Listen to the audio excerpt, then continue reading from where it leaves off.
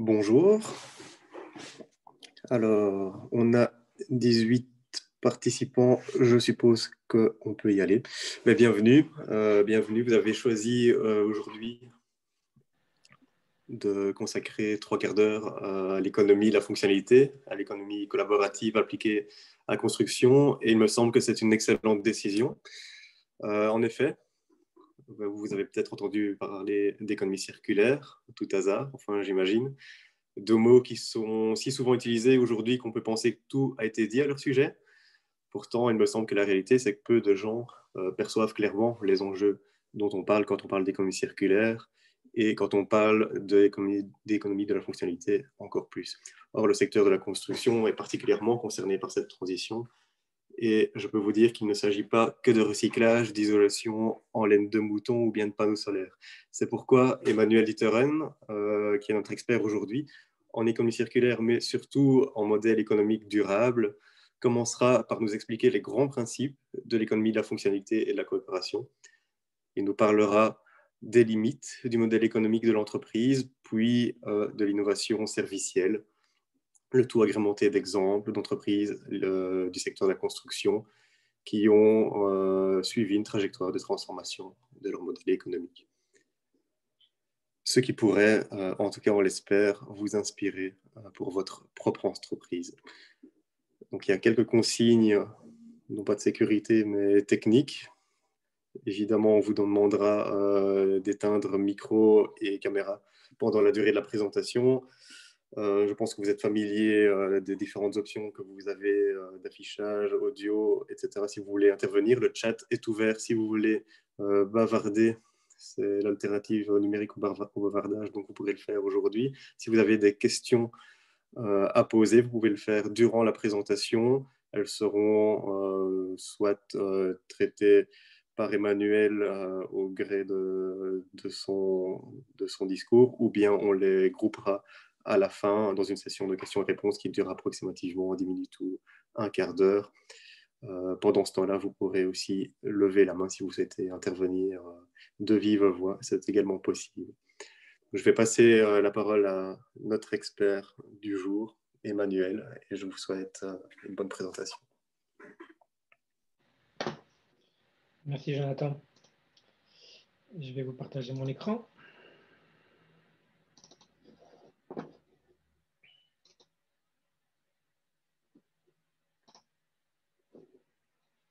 Voilà.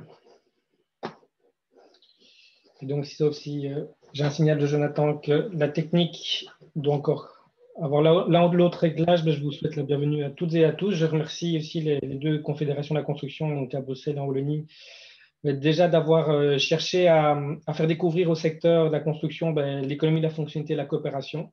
Je pense que c'est un modèle qui fait partie des changements de modèle économique liés notamment à l'économie circulaire dont on ne parle pas assez dans beaucoup de secteurs. On pense souvent que l'économie de la fonctionnalité et la coopération, qu'on associe souvent à la question de la location des usages plutôt qu'à la propriété même du matériel, à l'image de ce qui se fait beaucoup notamment dans la mobilité, voitures, trottinettes, autres, aussi dans le secteur du textile.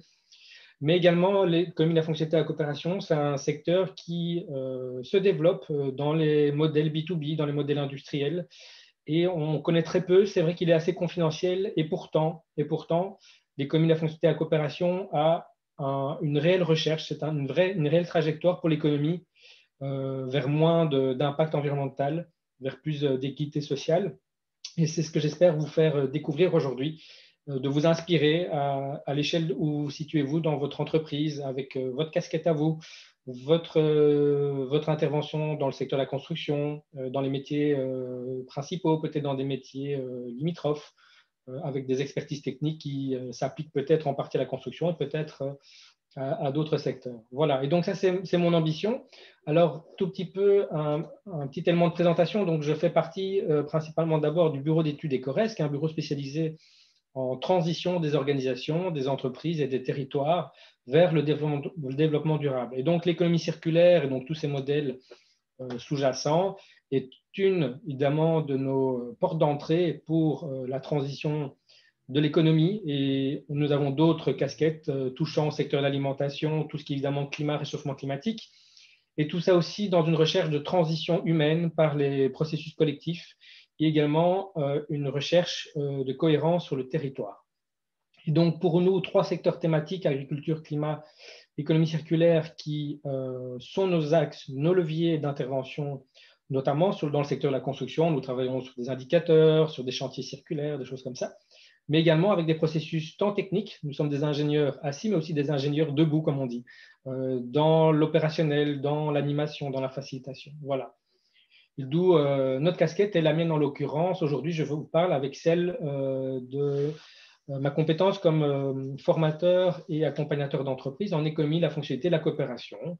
Dans ce cadre-là, en fait, nous collaborons avec une société coopérative à laquelle nous appartenons, qui est une société franco-belge, ici de droit juridique français, qui reprend une trentaine de sociétaires dans cette coopérative, des accompagnateurs et surtout 4 territoires d'expérimentation de l'économie de la fonctionnalité de la coopération, où nous accompagnons plusieurs dizaines d'entreprises qui ont choisi l'économie de la fonctionnalité de la coopération comme étant une manière de changer son modèle économique. Et donc, chez Ematera, nous avons une raison d'être. Et la raison d'être, c'est un élément important dont on va reparler juste après, pour quelque part servir de boussole à une entreprise qui cherche à modifier quelque chose dans la société. Et nous, en l'occurrence, notre raison d'être, c'est de challenger, accompagner les acteurs économiques pour imaginer d'autres modèles, des modèles économiques qui soient plus efficients, on va parler d'efficience après, sur les plans environnemental, social et puis monétaire. C'est un élément très, très important. Nous ne dissocions pas le fait de rechercher un meilleur impact social et environnemental dans le cadre de l'activité économique de la plus-value monétaire qu'on peut rechercher, produire à travers cette recherche d'efficience environnementale et sociale. Nous en reparlerons par après.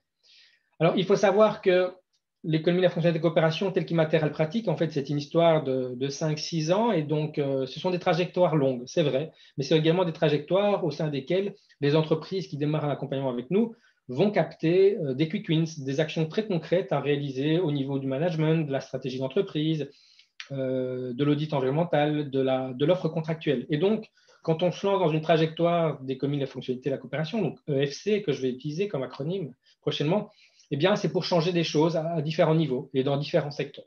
Et donc, dans le panel d'entreprises, notamment en Belgique, et la liste ici au niveau Belgique n'est pas exhaustive, vous voyez des entreprises du service, de la technologie, de l'agriculture, des équipements sportifs. Donc, voilà, il y a de toutes sortes d'acteurs. Il y a notamment aussi Water Technolube, dont je vous parlerai après, parce qu'il est un des exemples touchant de près au secteur de la construction. Plus largement, avec nos partenaires français, c'est aussi des entreprises de manière très, très large qui touchent aux équipements sportifs, en passant par les services, le secteur automobile, la transformation alimentaire ou la construction en bois. Vous voyez peut-être le logo de Rahuel Bois, dont je vous parlerai un tout petit peu après en termes d'exemple.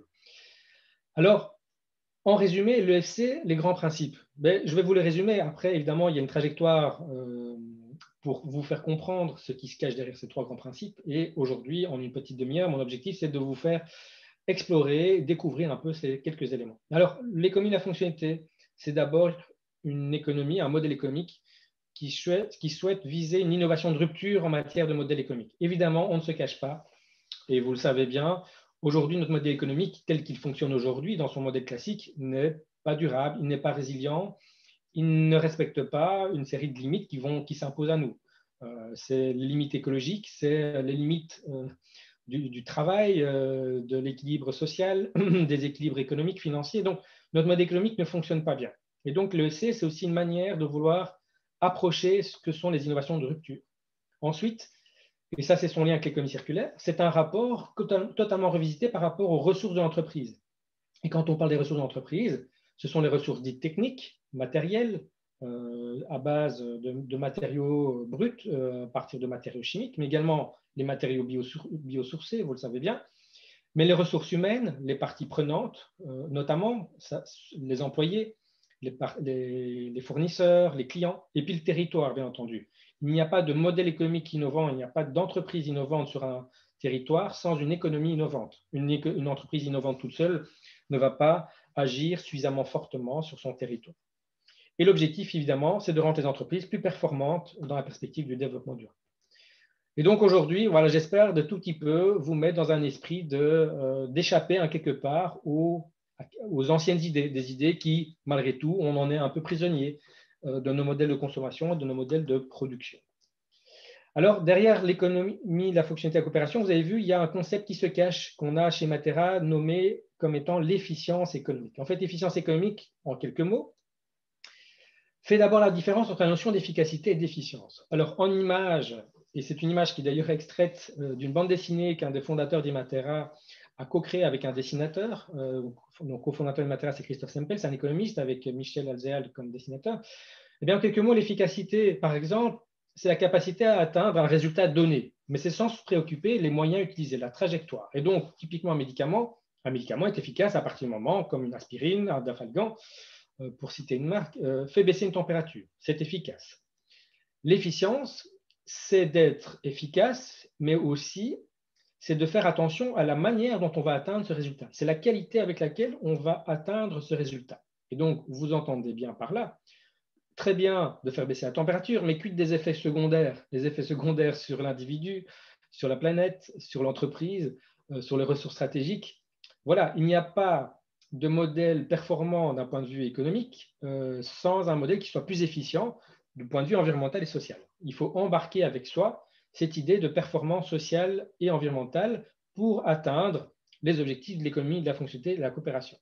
Et donc, l'efficience économique, schéma propre et Matera, c'est de trouver la conjonction, de réaliser une conjonction entre une recherche d'efficience environnementale, sociale, j'en ai beaucoup parlé, efficience d'usage, bien entendu, puisque, évidemment, l'économie à fonctionnalité, telle que beaucoup de gens la connaissent, c'est centré sur l'usage. Donc, aujourd'hui, c'est, entre guillemets, l'image du chauffage, c'est de se dire que l'objectif d'une chaudière, de fournir une chaudière, ce n'est pas de fournir une chaudière, c'est évidemment fournir la chaleur, c'est atteindre du confort thermique. Et donc, cette efficience d'usage doit être recherchée en optimisant, bien entendu, l'utilisation des ressources dites matérielles et aussi immatérielles, des compétences. Et tout ça doit permettre aussi d'atteindre de l'efficience monétaire, à savoir que ce soit win-win, win-win pour le fournisseur que vous êtes et win-win pour votre client. À l'image de cela, vous voyez la petite image de pneu. Pourquoi? Parce qu'en fait, on utilise souvent Michelin comme étant l'exemple de l'économie de la fonctionnalité avec son système de leasing de pneus. Et c'est important de savoir qu'en fait, là où les systèmes de leasing souvent ont un discours et sans doute un modèle très souvent porté sur la notion d'usage, très très bien, plutôt que d'acheter un pneu, on me fournit le pneu, je n'en suis pas propriétaire, mais on me vend des kilomètres. L'économie de la fonctionnalité et la coopération, telle que je vous le présente aujourd'hui, a pour objectif de chercher à optimiser des facteurs sociaux, environnementaux et monétaires. Chez Michelin, quand on vend des pneus au kilomètre, l'objectif est aussi de réduire la consommation de matières premières pour faire des pneus, également d'avoir une influence sur les comportements de conduite en vendant des services de formation pour que le personnel routier conduise de manière plus sécure, et cela a comme incidence de réduire l'usure des pneus par une conduite préventive, de réduire les coûts d'assurance parce qu'il y a moins de sinistres d'accidents, de réduire les coûts de maladie, puisqu'il y a moins de fatigue, éventuellement, il y a des conduites qui sont plus raisonnées. Donc voilà, il y a toutes sortes d'effets qu'on peut embarquer dans une réflexion d'efficience économique. Et donc, on peut rentrer dans la réflexion d'un modèle économique, d'aller rechercher de manière convergente de l'efficience du niveau environnemental, social, monétaire et l'usage. Et tout ça se fait en conjonction, évidemment, avec l'objectif de votre entreprise. Ça, son objectif fondamental qui est sa raison d'être. Cette notion de raison d'être, elle est importante dans l'EFC tel qu'Imatera l'explique. Pourquoi? Parce qu'en fait, la raison d'être, finalement, c'est la raison pour laquelle les clients se tournent vers vous. La raison d'être profonde d'un chauffagiste, pour reprendre cet exemple, ce n'est pas d'installer une chaudière en tant que telle. Oui, certainement, installer une chaudière, l'unité chaudière, c'est le gage de vendre quelque chose et une prestation derrière, donc de gagner sa vie. Mais finalement, l'enjeu fin du bénéficiaire, c'est tout simplement d'avoir du confort thermique et d'avoir de la sécurité technique par rapport à son installation. Évidemment, quand on prend des systèmes de chaleur à un niveau industriel ou au niveau d'une copropriété, par exemple, on est tout de suite sur des enjeux particulièrement importants. Si on a 50 unités logement et 200 personnes en moyenne dans un immeuble, et si un système de chauffage est en train de planter ce matin même, eh bien, c'est 200 personnes qui n'auront éventuellement pas de confort thermique à l'heure où le télétravail, notamment, est important. Et donc, les enjeux fins, les attentes profondes des bénéficiaires est au cœur de votre raison d'être. C'est la raison pour laquelle vos clients se tournent vers votre organisation. Vous proposez, par exemple, de la chaleur, vous proposez un bâtiment, mais comment est-ce que vous produisez cette chaleur? Comment est-ce que vous produisez ce bâtiment? C'est le cœur de la raison d'être. Et donc, faire émerger sa raison d'être est un enjeu important parce que si vous cherchez à innover dans votre modèle économique, l'objectif, par rapport à ce modèle économique qui se situe sur le côté gauche de la slide, c'est de se dire, en fait, dans mon modèle économique où moi je crée de la valeur et mon objectif, c'est que cette valeur ajoutée soit appropriée de manière confortable et convenable par le client. Donc, avoir une chaudière, c'est bien. De savoir bien l'utiliser et la régler, c'est mieux. Donc, c'est comme ça qu'on va s'approprier la valeur ajoutée de votre proposition. Eh bien, la raison d'être, c'est simplement la boussole de votre entreprise en tant que modèle économique. Et l'économie de la fonctionnalité de la coopération comme étant votre innovation de modèle économique, eh bien, votre objectif, c'est de mettre justement ce modèle économique en cohérence avec votre raison d'être dans une recherche permanente d'efficience économique. OK d'aller vers des solutions d'usage, OK d'être aligné avec votre raison d'être qui est axée sur la notion de confort, sur la notion d'usage du bâtiment, sur de la stabilité. Si vous êtes fournisseur, par exemple, sur un chantier, d'assurer qu'un chantier ne vit pas d'interruption parce que ça a des coûts. OK, très bien. Mais comment est-ce que vous le faites? Est-ce que vous êtes plus ou moins efficient? Plus efficient environnementalement ou moins? Et d'un point de vue social, et d'un point de vue d'usage, et puis surtout du point de vue monétaire. Est-ce que vous arrivez à aligner votre modèle économique sur votre raison d'être en produisant finalement plus de valeur ajoutée et plus de cash flow? Ce que je vous raconte aujourd'hui, c'est simplement la possibilité d'aligner son modèle économique sur sa raison d'être en produisant éventuellement plus de marge monétaire en ayant une attention sur les impacts environnementaux et sociaux. En résumé, c'est cela. Évidemment, comment on y arrive, et c'est là où les exemples, j'espère, vont vous parler. Dans la manière dont on accompagne une entreprise dans l'économie de la fonctionnalité, chez nous, eh bien, il y a plusieurs dimensions qui vont apparaître. Il y a cette notion de raison d'être que je mets au centre, vous l'avez compris, mais elle part aussi quelque part des limites de votre modèle économique. Et ça, on va en parler juste après. Il y a la notion de limite du modèle, il y a la notion d'externalité, c'est là où vous retrouvez notamment tout ce qui n'est pas monétarisé dans votre entreprise, notamment au niveau environnemental et social. Il y a la question de vos ressources, de votre patrimoine matériel et immatériel.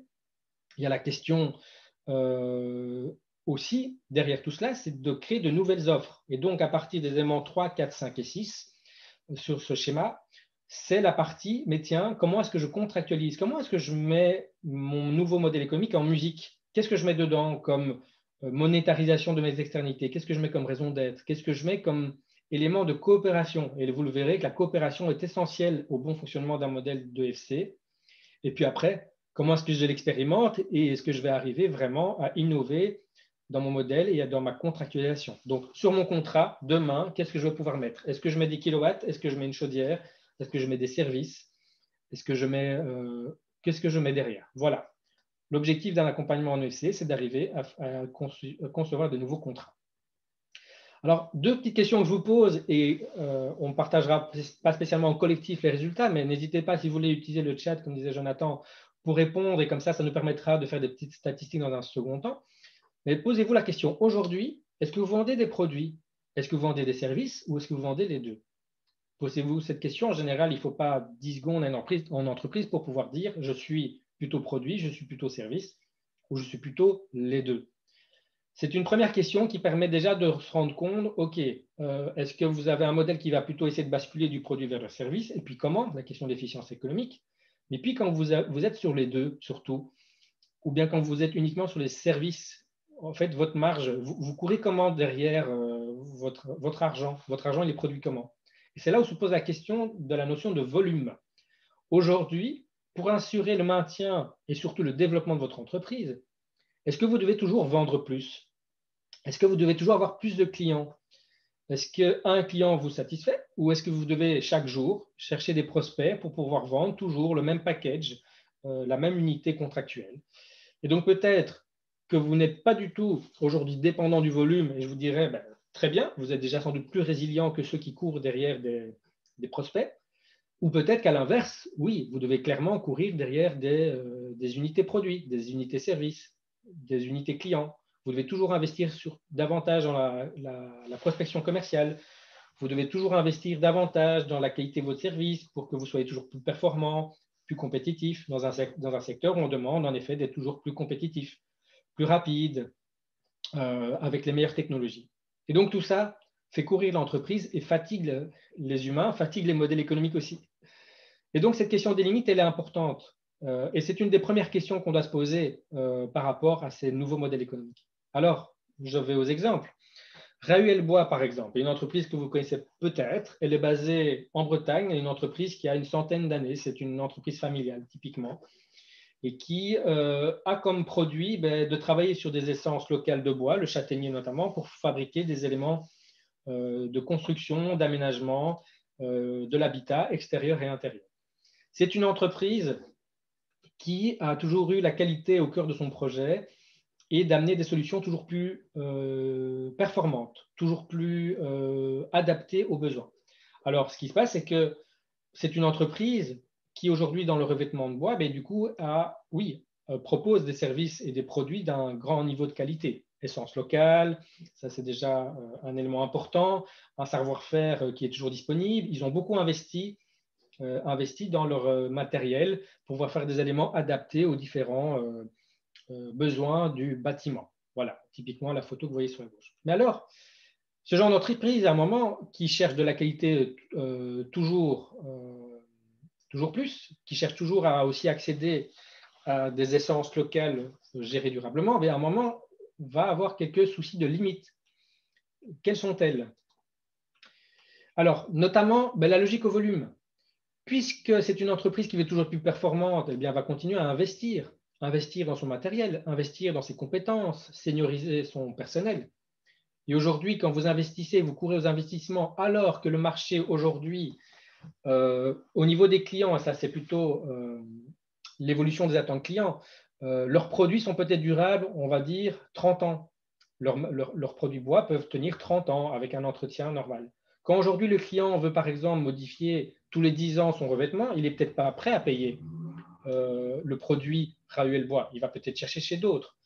Et donc, quand le client n'a pas les mêmes attentes que ce que propose Rahuel-Bois, le client se détourne de lui. Et donc, pour un Rahuel-Bois, c'est d'aller chercher toujours ce client niche qui cherche la qualité. Et donc, c'est une course au client.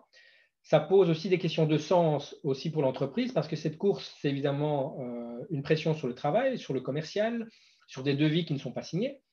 Et puis après, il y a aussi une limite sous-jacente qui est là au niveau de l'approvisionnement. Évidemment, si on cherche toujours des essences gérées durablement et qu'on doit toujours avoir plus de clients à satisfaire, eh bien à un moment, il faut aller chercher plus loin. Donc, il y a un moment, très bien, vous allez chercher des forêts gérées durablement, mais vous devez aussi vous écarter de votre écosystème proche au niveau local. Et donc, vous courez aussi derrière les kilomètres et donc vous accentuez votre empreinte écologique. Et pour Rahuel-Bois, c'est un problème parce qu'ils ont un réel engagement dans la durabilité. Voilà pour un type d'exemple. Un deuxième que je vous donne, Waters Technolube, que Imatera l'a aussi également accompagné, entreprise de la région de Herve, sur la région liégeoise, a comme spécialité depuis 15 ans de travailler sur du matériel de précision dans la micropulvérisation d'huile et pour les moules, dans l'industrie du béton et également dans le coating. Ils se sont en fait aussi plus spécialisés sur le huilage au niveau de l'industrie du béton, pour tout ce qui est éléments préfabriqués, vous connaissez bien. Évidemment, l'huile est importante parce qu'elle est sur la partie hydrophobe, en partie. Elle a des propriétés anti-UV, elle a des propriétés anti-mousse. Et donc, ce huilage est hyper important dans la préfabrication du béton. Vous le savez peut-être si c'est votre domaine d'activité au niveau de ce matériel. Aujourd'hui, une installation de huilage dans une entreprise, en général, les entreprises les achètent et ça consomme jusqu'à 120 000 litres d'huile par an. Il se fait que Waters Technolube, par sa compétence et par son investissement dans la recherche, est capable de proposer aux clients 60% d'économie d'huile, d'aller descendre jusqu'à 40, 50 000 litres d'huile par an au lieu des 120 000. Et donc, aujourd'hui, quand on dit aux clients, mais vous savez qu'avec notre système à nous, vous pouvez réduire votre consommation d'huile, le client se dit qu'il y a de l'arnaque derrière. Comment est-ce possible alors que le marché propose des installations qui consomment de manière en général 100 000 litres d'huile? Alors, comment vendre une unité performante? Alors, de nouveau, pour Waters Technolube, c'est aussi de courir derrière les clients. Et malheureusement, dans ce secteur-là, le marché n'est pas infini. Il n'y a pas un nombre infini de clients qui ont besoin de ce type d'infrastructure. Premier type de limite, de nouveau, la taille du marché.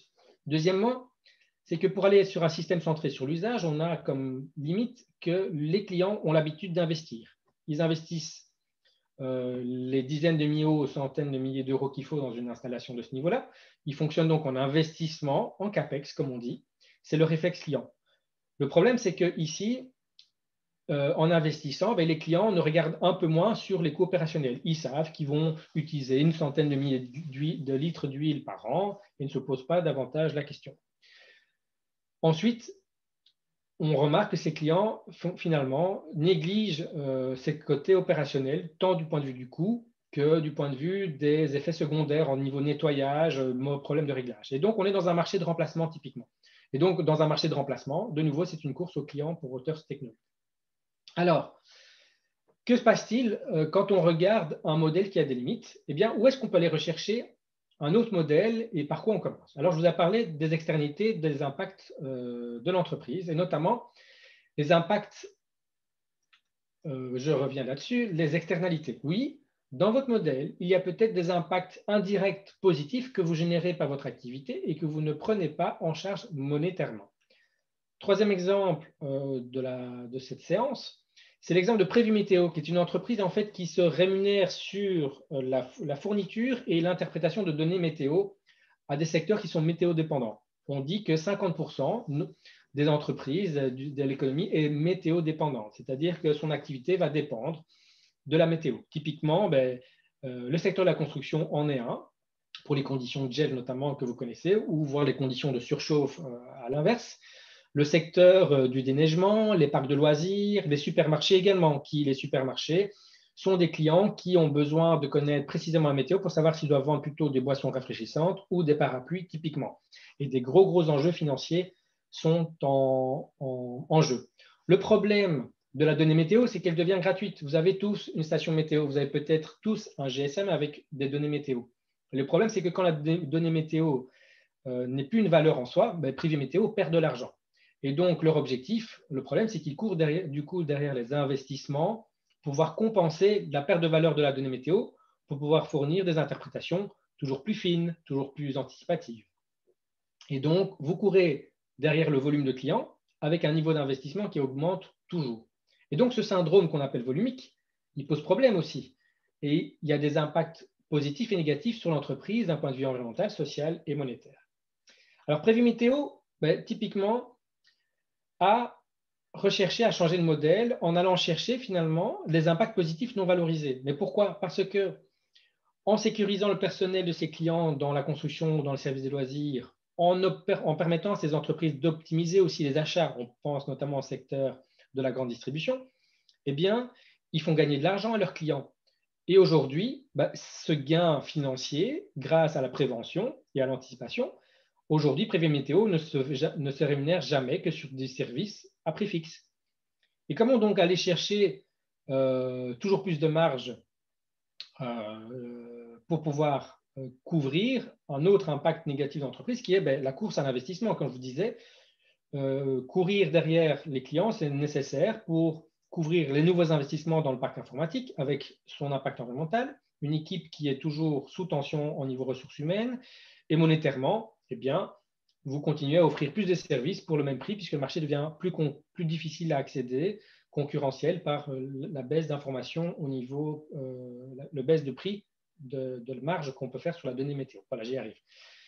Et donc aujourd'hui, Prévu Météo est en trajectoire pour chercher à se rémunérer plutôt sur la partie de l'optimisation. Il ne vend plus de la donnée météo. Son objectif, c'est de se rémunérer sur le niveau d'optimisation des ressources que ses clients allouent à leur activité qui est météo-dépendante. Et donc Prévu Météo va développer un modèle économique qui recherche à se mettre en coopération avec le client pour justement aller capter la valeur ajoutée. Alors, ça, c'est l'intention générale. Et donc, derrière tout ça se cache la question du bénéfice d'usage pour les clients. faire de l'EFC aujourd'hui, c'est se poser la question ce que je vends, mais c'est surtout quels sont les bénéfices d'usage pour les clients? Quelles sont les questions que je dois me poser? Quel est l'usage chez mon client de mon produit-service? Pourquoi est-ce qu'il achète ce que je propose? Est-ce qu'il en fait une bonne utilisation? Ça, c'est la question de l'appropriation de la valeur. Est-ce qu'il l'utilise de manière optimale? Et qu'est-ce que je fais moi-même pour maximiser cette utilisation? Et surtout, qu'est-ce qui pourrait figurer dans ma nouvelle offre de service pour pouvoir capter la valeur ajoutée? C'est tout l'enjeu de l'EFC. Et donc, se pose la question, qui sont mes clients et qu'est-ce que vivent mes clients et mes parties prenantes? Se poser la question de que vivent mes clients et mes parties prenantes, c'est essentiel pour aller capter de l'information sur la valeur ajoutée économique, sociale et environnementale et l'embarquer dans mon modèle économique. Alors, très rapidement, tout à l'heure, je vous ai parlé de Wolters Technolib. Eh bien, typiquement, lui, au niveau innovation, il s'est rendu compte qu'il avait une solution qui pouvait réellement apporter de l'intérêt sur le gain opérationnel, du coût opérationnel de l'huile. Et donc, est capable d'aller proposer peut-être un système performant, peut-être à la vente, à l'achat donc, mais surtout peut-être en termes de service. Et ça, c'est l'évolution qui va prendre. Je vais en reparler tout de suite après. Je voulais passer très rapidement aussi sur l'exemple, je ne citerai pas l'entreprise, je suis en train d'accompagner une entreprise qui fait la rénovation énergétique pour les copropriétés. Et typiquement, en se posant la question, mais tiens, quand je propose une solution tout en un, une solution servicielle, où je propose une solution de financement pour la copropriété, où je propose de me rémunérer sur les gains énergétiques à travers les certificats verts, notamment ici, on était sur Bruxelles, eh bien, j'amène de la valeur ajoutée pour au moins 3 types d'acteurs. Eh bien, les propriétaires et la copropriété, le syndic également, qui trouve derrière l'offre de service quelque chose d'intéressant, et puis les occupants. Et donc, en regardant de près la valeur ajoutée que j'apporte en tant qu'entreprise sur les occupants, le syndic et les propriétaires, eh bien, je peux proposer éventuellement un nouveau type de contrat pour tous ces gens. Un contrat dans la durée, sur 10 ans, où je fais attention à l'enveloppe du bâtiment, dans une recherche d'optimisation du confort thermique pour les occupants, en anticipant éventuellement les besoins d'électricité, notamment sur le matériel roulant, donc tout ce qui est trottinette, vélo électrique, voiture électrique, nouveau type d'usage dans le bâtiment. Les communautés d'énergie, donc derrière tous ces bénéfices, je peux peut-être rechercher une offre servicielle d'audit permanent, d'optimisation. Et donc, je suis en train de réfléchir à mon innovation à partir des enjeux fins de mon client. C'est une question vraiment essentielle que vous devez vous poser. Et donc, comment est-ce qu'on arrive à innover? Et j'arrive tout doucement à la fin, vu que le temps avance vite. Mais comment est-ce que j'arrive à innover dans mon modèle économique à partir des enjeux fins de mes clients, de mes parties prenantes? Et typiquement, chez Wolters Technolib, on part de quoi? On part d'abord d'une raison d'être qu'on a retravaillée. Wolters Technolib n'est pas là pour vendre basiquement des solutions de pulvérisation. La solution de pulvérisation devient un moyen. C'est au moyen d'une technique de pulvérisation maîtrisée que Wolters Technolib s'engage vis-à-vis de ses clients à augmenter et optimiser la valeur des produits finis chez le client. Et comment? En minimisant les coûts de production et en réduisant les nuisances. Cette intention de départ va être la base d'une révision de son modèle économique.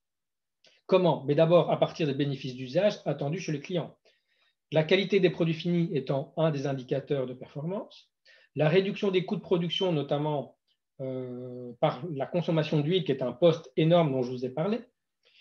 Et ensuite, la réduction des nuisances et des coûts indirects. C'est justement en allant réfléchir aux effets induits, indirects chez le client du problème des huiles que l'on va découvrir des choses que l'on peut optimiser et qu'on va réduire également. Les nuisances, typiquement, le coût de nettoyage de toute une installation industrielle, de moulage de béton préfabriqué, eh bien, ça a des coûts de nettoyage énormes avec des produits coûteux.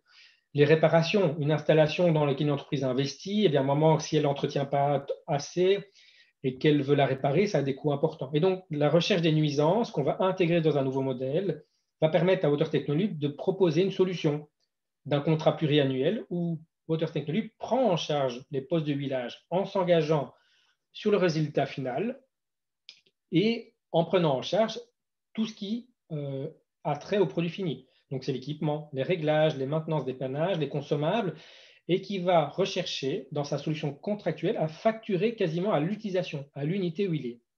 Ça, évidemment, facturer à l'unité huilée, donc à l'unité produite, finie, telle qu'on le souhaite, c'est l'essence même de l'économie, de la fonctionnalité de la coopération. Évidemment, comment est-ce qu'on y arrive? Comment est-ce qu'on contractualise? Comment est-ce qu'on évalue la performance et le coût, ça c'est tout le travail évidemment qu'on réalise de manière fine dans un modèle de FC. Évidemment, en embarquant des éléments d'efficience économique, la qualité environnementale, la recherche de performance sur les économies indirectes, etc., etc. Et donc, on en vient à des nouveaux modèles économiques. Très rapidement, pour résumer cela, faire de l'EFC, ça part d'abord d'une intention. L'intention de faire différemment. Chercher à changer son modèle économique, c'est d'arriver finalement, au bout du compte, à produire des nouveaux contrats. Mais ça ne se fait pas tout seul. Ça se fait en impliquant des gens. On parle bien d'économie à fonctionnalité et de la coopération. Coopération, vous l'avez compris, il faut parler avec son client pour comprendre ses enjeux et ses besoins. Il faut parler avec ses fournisseurs. Il faut parler avec ses clients. J'ai beaucoup d'entreprises que j'accompagne où le processus de réflexion sur la raison d'être et l'efficience économique fait que le dirigeant parle différemment et plus avec son comité de direction, avec ses chefs de département, avec ses ouvriers. On implique, on essaie de comprendre ce qui se passe. Les commerciaux dans une entreprise, par exemple, dans une grande entreprise, ont en main de la valeur. Ils connaissent très très bien leurs clients. Il faut aller chercher cette information. Il faut aussi se poser la question des impacts, comme vous avez vu, et de se dire qu'on a aussi de la valeur en main. On a un patrimoine matériel et immatériel qu'on sous-utilise. Derrière tout cela, la raison d'être, évidemment, élément indispensable pour construire la boussole qui va guider votre entreprise vers ce nouveau contrat. Oui, pour un nouveau contrat, mais toujours lié à votre raison d'être. Oui, un nouveau modèle économique, mais toujours lié à ce que vous souhaitez réaliser réellement pour votre entreprise et pour les clients. Alors tout ça se fait typiquement, je me permets un petit coup de publicité, mais oui, faire de l'EFC, ça ne se fait pas du jour au lendemain. Ça passe par une initiation telle que vous faites aujourd'hui. Ça se fait par éventuellement une formation d'une demi-journée à 2 journées et ça se fait éventuellement vers un trajet un peu plus long terme. Si ça vous intéresse, on le fait. Avec 10-15 entreprises, nous démarrons normalement en décembre un processus collectif et individuel d'accompagnement qui sera en partie, évidemment, on le sait bien, virtuel et peut-être présentiel, on l'espère, en 2021 en fonction de l'évolution sanitaire. Mais néanmoins, votre trajectoire en EFC commence ce matin, peut-être tout à l'heure avec des questions de base que vous allez vous poser, et puis peut-être vous rejoindrez les entreprises en accompagnement pour vous poser ces questions, challenger votre modèle économique, et puis surtout, comme je disais, à travers votre trajectoire, déjà produire des effets positifs. Comme vous voyez dans la trajectoire finale et la trajectoire complète d'une entreprise en EFC, on passe par beaucoup de cases qui permettent de répondre à des questions et de surtout mettre en place des processus et une réflexion de rentabilité importante dans votre entreprise. Voilà. Je me permets de terminer là-dessus. J'attends que je n'ai pas trop explosé mon temps. Et je te laisse la place pour animer peut-être la phase de questions-réponses. Voilà. Super, merci Manuel. C'était très motivant en tout cas. Je pense que les gens sont encore en pleine réflexion parce qu'on n'a pas encore de questions. En tout cas, c'était très clair dans l'exposé. À titre personnel, et je vais peut-être lancer comme ça des idées pour d'autres. Est-ce que, j'ai des questions si tu le permets, hein. Est-ce que dans ce contexte de transition vers une économie de la fonctionnalité, on est plutôt uniquement en B2B ou est-ce que ça peut s'envisager dans une relation B2C? En fait, le B2B n'est jamais loin du B2C. Ce que je n'ai pas abordé en réalité, c'est que quand on pose la question, quels sont les enjeux de votre client? Imaginons que c'est une entreprise, donc on est dans une relation B2B. En fait, intrinsèquement, les enjeux de vos clients sont liés aux enjeux de ses propres clients. À savoir que si aujourd'hui je suis fournisseur d'une technologie qui rentre dans un bâtiment, typiquement, en fait, se poser la question des besoins finaux et des enjeux d'utilisateur final. Hein. Donc, je reviens par exemple sur la question, je vais revenir sur ce document-ci, par exemple. Mais, en tant que rénovateur énergétique et proposeur de solutions de financement, je m'adresse aux propriétaires, aux syndics. Mais en fait, je ne suis jamais loin d'une relation B2C avec les occupants. Puisqu'évidemment, la relation aux enjeux, aux besoins, va être très, très fort liée aux besoins. Alors ça, c'est par rapport à la réflexion générale de ces impacts. Maintenant, c'est vrai que d'un point de vue contractuel, bien entendu, les consommateurs finaux sont aussi concernés. Oui, certainement. Je pense que dans des solutions aujourd'hui du client individuel, on peut penser notamment au marché des logements en rénovation ou en construction, pour des clients finaux, des ménages typiquement, eh bien, il peut aussi y avoir des propositions B2C intéressantes. Je pense au fait que cette entreprise ici de rénovation énergétique peut s'adresser également sur à des ménages avec des solutions d'investissement à plus long terme, etc. On le trouve d'ailleurs note fortement, je pense, dans le secteur des énergies renouvelables où les installateurs de panneaux et de solutions, panneaux solaires notamment dans le photovoltaïque ou du solaire thermique, viennent avec des solutions un peu de l'ordre de l'EFC, avec des solutions d'investissement, de tiers investissement, où il y a la rémunération, comme vous le savez bien, sur les économies d'énergie. Donc, je pense que ça, c'est un premier exemple. Deuxième exemple, c'est le Light as a Service. Donc, typiquement, Philips ou des entreprises de ce niveau-là réfléchissent aujourd'hui à vous vendre aujourd'hui non pas des éclairages et de l'équipement, mais à vous vendre de la lumière. Donc, on peut imaginer aussi demain, dans une réflexion, par exemple, de réduction de l'empreinte énergétique par quartier, par territoire, et bien, éventuellement, qu'une communauté de résidents passe un contrat avec un fournisseur de lumière, comme il pourrait passer un contrat avec un fournisseur d'énergie ou de chaleur, pour pouvoir être servi en lumière, en chaleur, dans une solution FC. Donc, je considère que ça existe déjà et ça se développe. Ok. Est-ce que, alors, dans ce que tu viens de dire, est-ce que ça veut dire que quand on parle d'économie de la fonctionnalité, on parle toujours d'être lié avec un contrat, entre guillemets, à vie, ou est-ce que c'est un peu trop simpliste? Cette question des contrats, en effet, c'est vraiment un élément critique, hein. D'ailleurs, on passe par des juristes chez Matera quand on doit finaliser cette étape, hein. Dans ce contrat, en fait, il y a différents éléments. Il y a d'abord le fait qu'on doit pouvoir mesurer la performance pour pouvoir se rémunérer de manière juste, autant comme fournisseur que chez le client. C'est-à-dire que le client doit comprendre ce qu'il paye et comprendre que la marge dont il a bénéficié par la solution performante, en fait, il doit partager cette marge avec le fournisseur. Donc, c'est un premier point. Et puis, deuxième point, c'est la durée. Je pense que puisqu'on est dans une réflexion de trajectoire avec le client, donc je reprendrai cette slide-là où il y a cette notion de coopération, mais en fait, les besoins évoluent. Et donc, si on part du fait que les besoins évoluent, eh bien, le contrat peut aussi évoluer.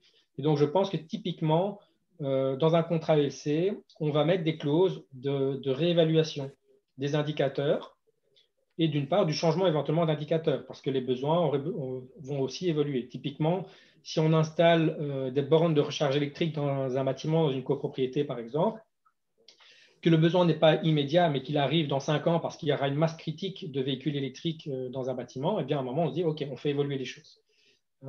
Et donc, je pense qu'il faut être dans une réflexion très, très ouverte. On est vraiment dans l'innovation ouverte et engageante. Le FC ne se fait pas avec le non-engagement du client. Il faut que le client soit ouvert à ce genre de système et quelque part partage les risques. Tout le monde y a y gagner, tout le monde y a y perdre aussi, mais tout le monde y a y gagner. Donc, c'est tout à fait évolutif, c'est innovant et donc il faut se donner vraiment un périmètre sécurisant pour chacun. D'accord. Je vois qu'il n'y a toujours pas d'autres réactions. Alors peut-être que pour ceux qui étaient... Ah, attention, on en a une. Je ne sais pas si tu peux la lire, Emmanuel, ou moi. Donc, ça demande, est-ce que la satisfaction des actionnaires et donc l'augmentation de la valeur de leurs actions est compatible avec l'économie de la fonctionnalité? Très bonne question. Alors, premier point dans l'EFC, ce qui fait peur en général, c'est d'abord les actionnaires et surtout les banques. À savoir qu'à partir du moment où votre client n'est plus propriétaire, vous ne vendez plus, vous augmentez votre actif. À savoir que dans votre actif en général, vous avez tout votre matériel à vous que vous amortissez, que ce soit de l'actif mobilisé ou immobilisé, notamment les valeurs financières. Mais typiquement, quand vous restez propriétaire, par exemple, d'une installation comme chez Water Technolube de lignes de huilage, eh bien, vous faites peur à vos actionnaires parce que vous augmentez les actifs et donc il y a des énormes risques financiers. Et donc, vous faites peur aux actionnaires. Surtout, il faut trouver des banquiers qui soient prêts à le faire. Donc, ça, c'est le premier point. Et donc, oui, c'est compatible. C'est compatible à partir du moment où on va mobiliser évidemment de l'investissement. Et pour ça, évidemment, il faut avoir un très, très bon plan financier. Et donc, qu'est-ce qu'on fait en général? C'est qu'on ne pivote pas de modèle économique du jour au lendemain vers un système de FC. En général, on cherche 1 ou 2 clients expérimentaux avec qui on est en confiance et avec lesquels on est prêt à se lancer dans un système contractuel alternatif. On continue à faire tourner la boutique sous le modèle de base, le modèle classique sans doute, de vente, qui fait tourner la machine. Mais par contre, il faut dégager suffisamment de marge pour réinvestir dans le nouveau système avec l'aide des banques. Et oui, les banques peuvent suivre, ça existe. Il faut leur donner confiance. Donc pour ça, la confiance des clients est importante, la confiance des actionnaires également. Mais en tout cas, la personne pointe juste, c'est que les actionnaires sont des parties prenantes indispensables dans un changement de modèle économique. D'accord. Et une dernière question, peut-être. Selon votre expérience, comment réagissent les clients à ces nouveaux types de contrats lorsqu'ils ont d'autres alternatives qui sont plus classiques et probablement plus avantageuses économiquement? En tout cas, c'est la question. En fait, il y a deux questions là derrière. La perception qui est plus avantageuse économiquement, en fait, c'est une vision, on va dire, un peu schématiquement, OPEX-CAPEX. Donc, typiquement, le cas de Water Technolube est assez instructif là-dessus, à savoir qu'on a des clients qui ont d'abord des chaînons de décision qui sont souvent internationaux, les centres de décision sont internationaux. Donc, c'est un premier point. Il y a la question de la longueur de réaction par rapport à ces nouveaux schémas. Le deuxième, c'est qu'on explique aux gens qu'en passant à des coûts opérationnels, en fait, ils vont gagner la partie CAPEX, ils vont réduire les investissements, puisqu'en fait, dans le cas d'un leasing, schématiquement, en fait, vous n'avez plus que des coûts opérationnels, ce sont des charges. Et donc, les gens ne comprennent pas toujours qu'ils préfèrent être propriétaires. Donc, en fait, il y a un double langage. Le premier, c'est que oui, les charges augmentent, mais l'investissement diminue. Donc, de nouveau, il faut, d'un point de vue financier, expliquer les choses. Ça demande beaucoup de pédagogie. Et donc, je pense typiquement qu'il faut aller parler aux clients, il faut aller parler éventuellement et au patron du client, et aux techniciens, et aux commerciaux. Il faut parler à différents types de parties prenantes pour faire comprendre la solution et aussi décortiquer le contrat. Est-ce que le contrat fait peur? En fait, malheureusement, si vous fournissez un contrat comme ça sur papier, oui, ça fait peur. Et en fait, fournir le contrat type n'est pas la première action que vous avez. La première action, c'est d'aller discuter et proposer éventuellement ces variantes. Et il faut savoir que du contrat type achat de service pur à un modèle EFC, il y a des contrats intermédiaires qui permettent d'approcher progressivement la solution idéale en FC. Est-ce que tout le monde arrive au bout de l'EFC? Non, pas spécialement. Mais des solutions intermédiaires existent pour arriver à dégager de la marge monétaire tout en embarquant de la valeur ajoutée d'un point de vue environnemental et social. Voilà. Existe-t-il dans ton expérience des exemples qui concernent des entreprises générales de construction, pure et dure? Alors, à ma connaissance, je n'en ai pas spécifiquement. C'est vrai que chez Imatera, quand on regarde les entreprises belges et françaises qu'on a accompagnées, on se situe plutôt sur les entreprises spécialisées dans la technologie. C'est vrai, donc technologies énergétiques, chaleur et autres. Maintenant, cependant, dans les entreprises générales de construction, et je pense que souvent, il y a quand même il y a les différentes spécialités. Donc, je pense qu'il faut un peu schématiser. Ce qu'on dit en général en EFC, c'est qu'il faut toujours distinguer les différents types de couples produits-marché. À savoir que dans une entreprise générale de construction, vous avez en effet le marché global de la construction. Voilà, vous avez cet agrément-là d'entreprise générale de construction. Et éventuellement, l'EFC, vous allez l'appliquer peut-être à certains types de services qui sont inclus dedans. Et donc, je pense c'est une question de vraiment isoler les segments dans les types de services qui composent votre offre pour aller travailler de l'EFC à différents endroits. Mais l'appliquer en général à l'ensemble du chantier, aujourd'hui, ça me semble un peu trop ambitieux et qu'on risque de ne pas trouver de clients. Alors que si on scindait un tout petit peu les types de services dans l'offre globale du marché de construction, il y aurait sans doute moyen d'adopter. Et c'est une question de partenariat de nouveau. Une entreprise générale de construction peut en effet s'adjoindre des partenaires qui viennent avec des offres un peu FC ou 100% FC, pouvoir proposer une offre qui intègre de cela. Donc, il faut croire à la coopération aussi. Évidemment, sur des offres innovantes, une entreprise générale de construction ne va pas pouvoir innover dans tous ces segments d'activité. Et donc, il faut faire des choix. Et donc, des partenariats aussi intermédiaires. D'accord. Peut-être une dernière un peu plus philosophique et pour la route. Une des hypothèses, c'est que le marché est fini, forcément le nombre de clients est limité. Est-ce que ça s'applique aussi strictement au secteur de la construction où la croissance démographique fait qu'on a des besoins qui sont aussi croissants, même s'ils ne sont pas infinis? Et peut-être que non, c'est une bonne question. l'hypothèse change un peu. Mais je pense qu'en effet, de manière générale, on sait que les ressources vont devenir tendues. Elles sont déjà hyper tendues à différents niveaux. Et donc, on parle du marché limité, certes, mais il y a une augmentation démographique, mais on sait bien qu'on va devoir tous progressivement se contenter de moins. Le nombre de mètres carrés, il diminue. Si vous regardez les chiffres du nombre de mètres carrés par logement, j'ai vu encore un article récemment, le mètre carré moyen à Bruxelles a diminué par le logement moyen. Évidemment, il est encore moindre à Paris. Bon, on va devoir se satisfaire de moins. On est censé devenir plus performant aussi. Et donc, ce à quoi je crois surtout, c'est que on va devoir faire mieux avec moins. Et donc, la croissance démographique va faire qu'en effet, l'espace est quand même limité. On va devoir sans doute, il y a toujours la question de la hauteur des bâtiments acceptables dans une ville pour compenser la dispersion géographique et territoriale dans la construction, donc la densification du bâti. Et donc, globalement, la question des ressources et de la gestion plus collective par secteur des ressources va être hyper importante. Et donc, c'est pour ça que dans l'EFC, il y a cette notion d'économie territoriale. Oui, sans doute qu'à un moment, le secteur de la construction, comme d'autres secteurs, va devoir réfléchir à comment est-ce qu'on gère de manière collective et responsable les ressources disponibles que sont l'espace, que sont les ressources matières premières, que sont l'énergie non renouvelable et surtout les matériaux techniques performants auxquels on va devoir faire attention. Est-ce que c'est durable de continuer à consommer de la même manière de l'électricité et donc devoir construire peut-être demain toujours plus de panneaux solaires et toujours plus d'éoliennes? Non. La meilleure énergie produite, c'est celle qu'on ne consomme pas, c'est le négawatt, comme on dit. Et donc, philosophiquement, il y a cette inversion du modèle de consommation. Et chaque secteur, à un moment ou l'autre, va devoir y faire face. Mais je suis sûr qu'il y a des indicateurs, notamment le mètre carré, qui sont des indicateurs réels. Voilà. La course à la performance permanente, il y a toujours ce problème de l'effet rebond. Vous connaissez sans doute, une voiture plus performante va faire que les gens, mais je consomme moins au kilomètre. Ben, très bien, je fais plus de kilomètres. C'est la même chose que dans l'énergie dans le bâtiment. Voilà. Donc, des questions en fait auxquelles vous avez certainement beaucoup plus de réponses que moi à ce niveau-là. Super.